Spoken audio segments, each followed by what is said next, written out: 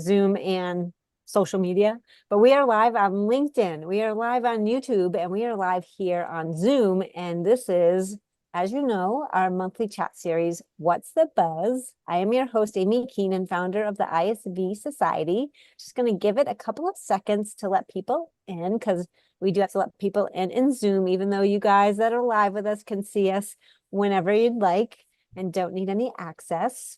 As to get some housekeeping items done, we are recording this. This recording will be sent out to all of those who you have registered over the last, I think, 2.5 years that we'll be doing What's the Buzz. So there's quite a few of you that have registered. So this recording will go out to everybody. And as you can see, we have Fraxion today as our guest on What's the Buzz, and we have Jesse and Stanton from Fraxion who will be chatting with us today all about procurement and simplified and easy, familiar, accessible tools that you can use right inside the systems, which is awesome. So very excited to chat with them today all about this. So with that, I guess we can hand it off to you. I will let people in Zoom as they come in, but I would love for you guys to just get started. And since we only got 20 minutes, we got a lot of information to cram in. So Yeah, lots to do. Excited to be with you, Amy. Thank you very much. Let me just give a quick intro to who we are, just so people understand where we come from and everything else, because I think that'll help set it up a little bit. Obviously, there's a lot of people who've been in the channel for a long time.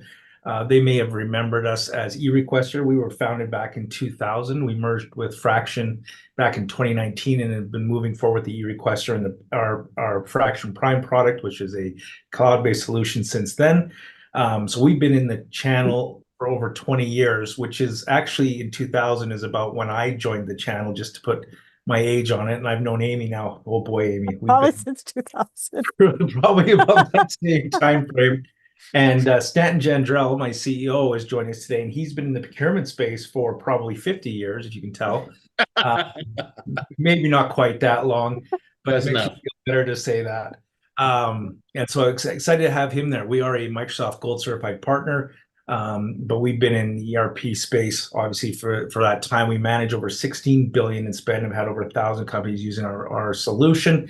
And so, coming from a very mature background in this procurement space and working with ERPs, we hope what we're able to provide to you today and talk about is going to provide a lot of value to you. So we're very excited about that.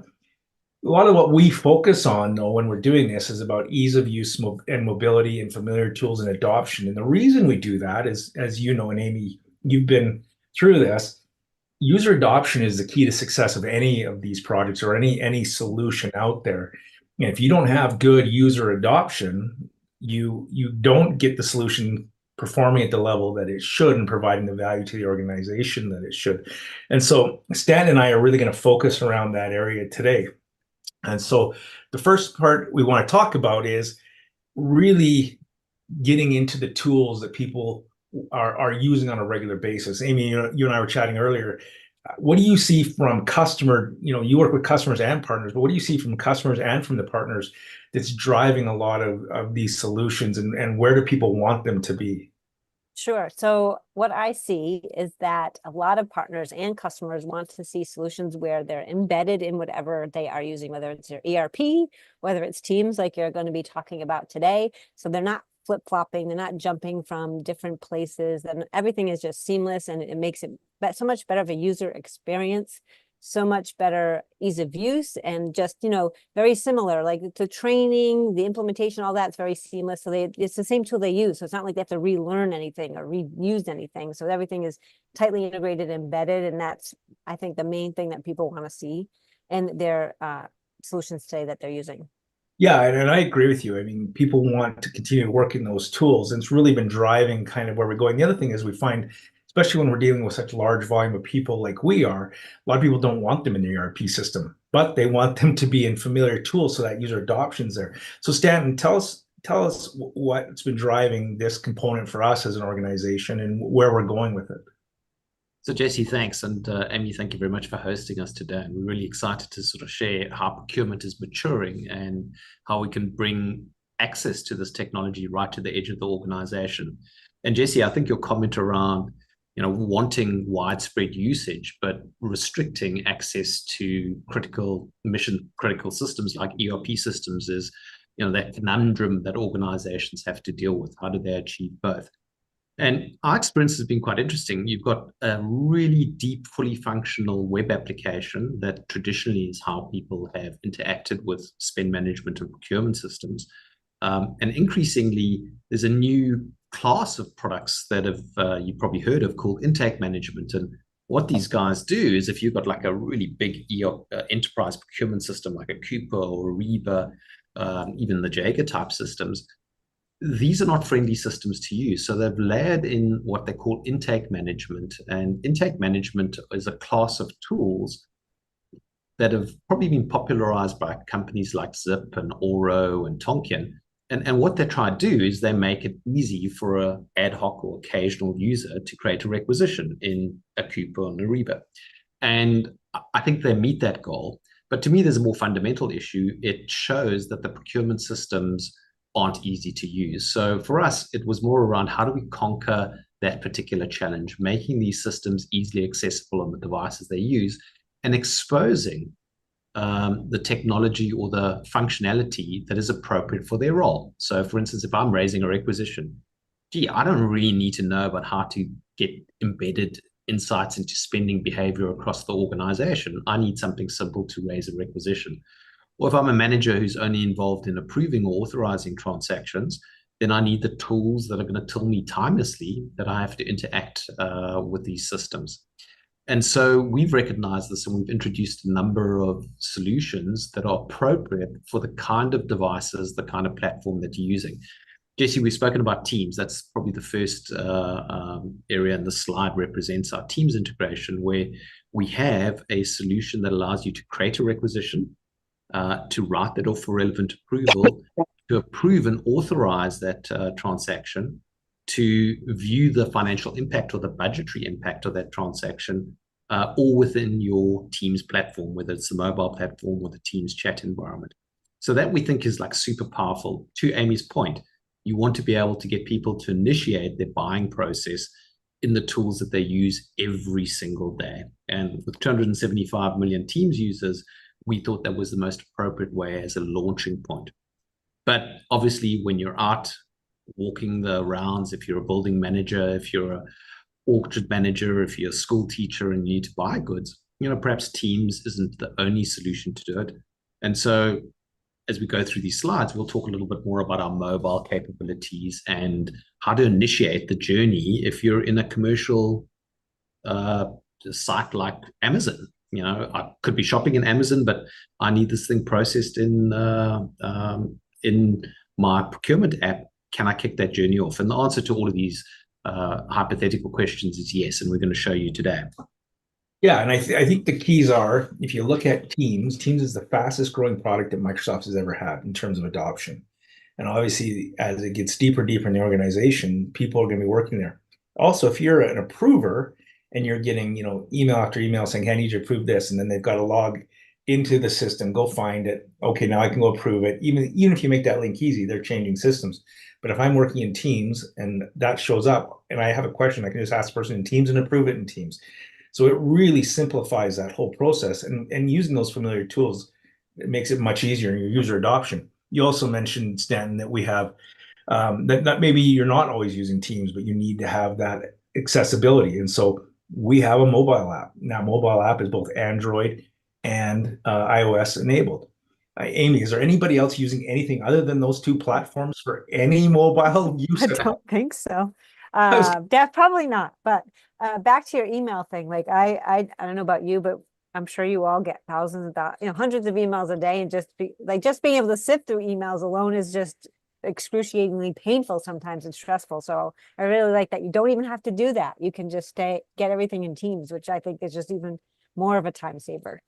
It is. And so whether I'm in Teams, whether I'm on my mobile app, being able to do those approvals, or if I needed to do a quick request or capture an expense, it just makes it so much easier to deal with.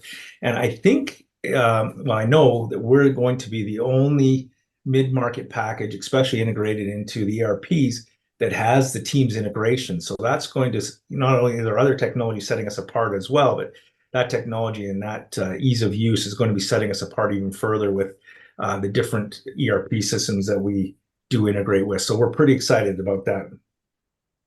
Very much. Stanton? And Jesse, one of the things is if you're not one of those 275 million Teams users, or you don't utilize the Teams mobile application, then Fraxion has a really deep and appropriate user experience for iOS and mobile, allowing you to sort of raise requisitions, to approve them, to be able to process purchase orders, and because it's a dedicated app, actually to dig deep into the budgetary impact and insight. And Amy, to your point, this doesn't mean that a user has to have a Business Central, an Intact license, a NetSuite license. We're providing that information without compromising the user count of that underlying ERP system. And again, I think our mobile solution, I'm a bit biased, of course, is absolutely leading when it comes to simplicity of being able to create requisitions, expense claims, and approve and authorize all these transactions. Yeah, and we're seeing a huge uptake in that QuickBooks side of the business as well, because people like their QuickBooks and smaller plus, but they've got these organizations who really do need that accessibility outside of that. So very, very exciting on that end.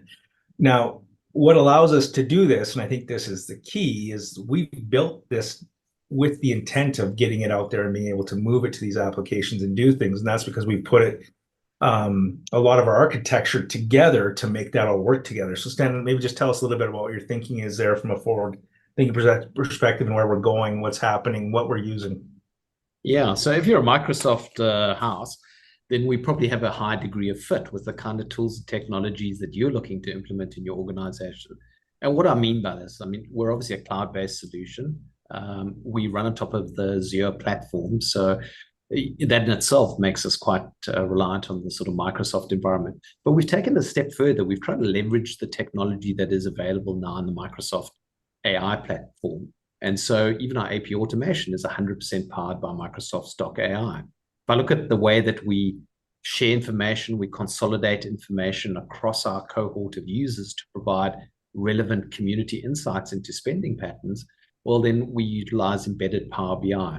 And I think what you're seeing is that the best of class, primarily Microsoft in our case, tools are being crafted together in a single solution that's easy to use, that's familiar to most people. And what that means, for instance, we have customers who have had proprietary reports that they've developed themselves, that they think are important, that combine information from the ERP system and from our solution and possibly other third-party sources that they want delivered. And our publishing platform, which allows us to publish these embedded Power BI reports, means that customers can easily change them. They can customize the reports themselves and get the data and insight that they're looking for. So fairly powerful here.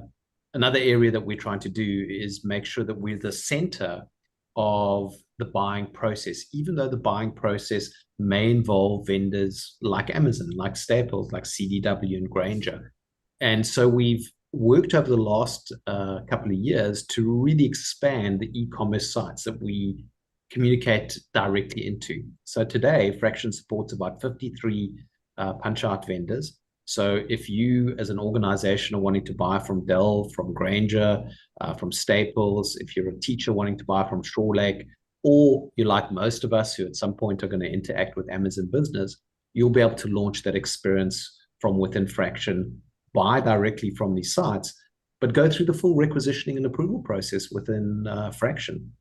And we've extended that further. We're one of the, I think there's only about 3 vendors worldwide who offer a technology called Punch In, which is if you're in Amazon and Amazon is able to recognize that your email address is associated with an Amazon business address, you go shopping, and when you want to be able to go pay, you look at your cart, it'll have an option available to punch this out or push this transaction through to your procurement system, even though you haven't initiated the journey in your procurement system. And so that technology is called Punch In. At the moment, it's proprietary to Amazon, but we expect it to be available across a number of these e-commerce vendors in the coming years. But it all goes to the point that we made earlier, Jesse. If we want wide adoption, we allow the buying process to begin and be initiated in the systems that people are used to using. We've shown that in Teams, we've shown that in mobile, and if you're in Amazon, hey, you don't even have to log into Fraxion. You start your journey there, and we can finish it off in Fraxion. Yeah, and I think that's the critical piece. If you look at the different systems everybody's using, and that's what we're talking about today is where do I work? Where do I want to work? And why do I have to start here if I can work out there, right? Like we need a collection point and a system to manage all that, but why not work the way that we want to work? Like Amy, how often are you shopping on Amazon? And this, you don't have to be truthful here. I know the answer, but how much Amazon My name shopping? is Amy, and I'm an Amazon shopper. Who isn't? Who Yeah, isn't? well, exactly. So in using that as the example, though, if we mimic that experience you get as a normal like as a just a customer, where you just start and and in Amazon you just get what you want and push submit for approval instead of checkout, and it brings all the line item detail, all the special pricing you get, pushed in the system. As a user, I'm way happy because it's way easier. My adoption level is high because I'm not relearning, learning systems. I'm not having to figure out all these other pieces. I just literally do my job the way I do it today. I'm in teams, I do approvals. So we're taking these systems that we work in all the time, and instead of trying to make us all work with inside of another system and then push it out, we start outside and just start bringing that data in, and we don't have to manage through that. And the people who need to work in there work in that system. And so it really, really helps with success and user adoption and moving that down. Have you heard of Punch Out before, Amy? Is that a I term? actually have heard of Punch Out before. I was thinking you had, but did you know that there was Punch In already? I did not know there was Punch In too. So Yeah, so like Dan was saying, it is proprietary. We are working with Amazon. We're actually doing a bunch of stuff with Amazon at the moment that we think is going to be very forward thinking and help out our customers. And so we're pretty excited about all those pieces. And I know we're running on time here. So one of the other keys though is you do want this data into your ERP system. Like if we're collecting it all, we're doing all these processes, we have got to make sure that we're communicating well with these ERP systems. And so we've got great APIs, not only to your legacy systems, your old GPs, your Sage 100, 300s, those type of things, but we also have API, REST API driven integration into Business Central, Intact, QuickBooks, NetSuite, all your major players. And so because we're agnostic a little bit around which ERP we're using, it really allows us to do a great job on our side, but get the data to the other side and make sure that even when we're doing invoice capture, and we use AI-driven extraction to get the data out, approve those invoices. When we go to send to the ERP, we take that data and we take those images and we send them to the ERP system. So people only have one place to look when they're looking at it. And so we really bring that all together. So having those integrations, having our vendor catalog integrations with the punch out, punch in, and now our connected Microsoft Teams really is creating a great integrated ecosystem where these people can work, but you can be successful in getting people and that user adoption up. yes, I Jesse, I would just totally wanna- agree. To add a point to this deep integration, and I think that's another differentiator we're trying to bring to the party, is that ultimately this transaction is going to be recorded into your ERP system, and that by and large is the sort of master data record of choice. But sometimes people work in both of these applications. So what we've been very careful to do when we've designed our integrations is that if the transaction is posted to, let's say, Business Central, you can, from Fraxion, click on that Business Central transaction that's visible in Fraxion and open up, assuming you've got the rights, the Business Central screen. Likewise, if you're in Business Central, if you're in Intact, if you're in QuickBooks, you'll see a identifier to the Fraxion transaction. You can click it and it'll automatically open up that transaction side by side in Fraxion. So this ability to navigate between the two applications, your ERP and Fraxion, seamlessly is for us one of those critical areas that we've worked on to make sure that we've got proper deep integration. And so when I talk about deep integration, it's not a file that goes across every now and again to sync information. This is really deep in linking between the two applications to hop seamlessly between the two. And I know we're a stickler for time, Amy, and we're right there, but I wanted to thank you for inviting us on today and to being part of the conversation. Hope it was Yes, this was definitely buzzworthy information. So, we have to get all that buzzworthy. How else do you get out this buzzworthy information than by doing things like this? So very excited that you joined me today for the monthly chat. And yes, if you want to learn more, obviously, you see this information here. We will be sending out the recording, so you certainly can reach out as well. But Yeah, this was great. Thank you so much for being on What's the Buzz? Thank Thank you, you so Amy. much, Amy. Appreciate it. And to all the people who attended today's presentation, thank you very much for your time. And hopefully we've been able to share something useful about the way we can initiate a buying journey. Can be a bit boring, but this is one of the ways we make it easier. So thank you very much for your time.